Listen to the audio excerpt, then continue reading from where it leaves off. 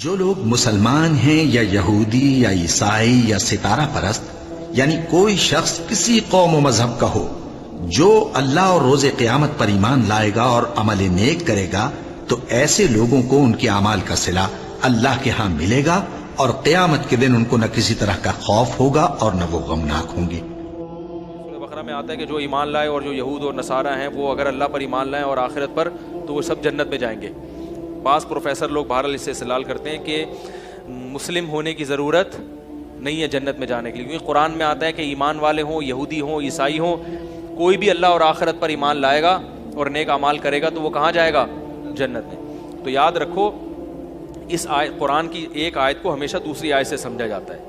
قرآن نے صاف لفظوں میں کہہ دیا وَمَن يَبْتَغِ غَيْرَ الْإِسْلَامِ دِينًا فَلَن يُقْبَلَ مِنْهُ، اسلام کے علاوہ کوئی بھی دین قابل قبول نہیں ہے۔ تو یہ جو آیت ہے اس کا ایک شان نزول ہے۔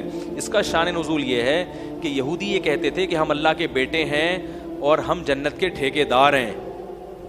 اگر کوئی یہودی مذہب قبول بھی کرے گا تو وہ 2 نمبر یہودی ہوگا، 1 نمبر وہی ہے جو یعقوب علیہ السلام کی اولاد میں۔ بعض عیسائیوں کا بھی نظریہ تھا۔ تو اسلام نے یہ بتایا کہ اسلام کسی کے خاندان کا یا کسی قوم کا مذہب نہیں ہے۔ تو ان الذین آمنوا کا مطلب جو مسلمان ہیں وہ بھی اگر ایمان لائیں گے اور نیک اعمال کریں گے تو جنت میں جائیں گے، کیونکہ بعض لوگ اصطلاحی اعتبار سے مسلم ہوتے ہیں، حقیقی اعتبار سے مسلم نہیں ہوتے۔ تو اگر یہودی بھی ایمان لائے، عیسائی بھی ایمان لائے، جو بھی ایمان لائے گا، کوئی قوم نہیں ہے، یہ نظریات ہیں، یہ عقائد ہیں، جو ان عقائد کو فالو کرے گا وہ کہاں جائے گا؟ جنت میں۔ وہ الگ بات ہے کہ جب آپ ان عقائد کو فالو کریں گے تو آپ خود بخود کیا بن جائیں گے؟ مثال کے طور پر قرآن کہتے ہیں کہ جو اللہ پر ایمان لائے اور اللہ کی توحید پر اور رسالت پر بھی اور آخرت پر بھی، تو جب کوئی یہودی کہے گا میں اللہ کو ایک مانتا ہوں اور تمام پیغمبروں کو اللہ کا نبی مانتا ہوں، تو اس میں محمد صلی اللہ علیہ وسلم بھی آ گئے اور آخرت کو مانتا ہوں، تو وہ کلمہ شہادت خود بخود کیا ہو جائے گا؟ پڑھے گا، تو وہ خود بخود کیا بن جائے گا؟ مسلم۔ پھر وہ یہودی رہے گا نہیں۔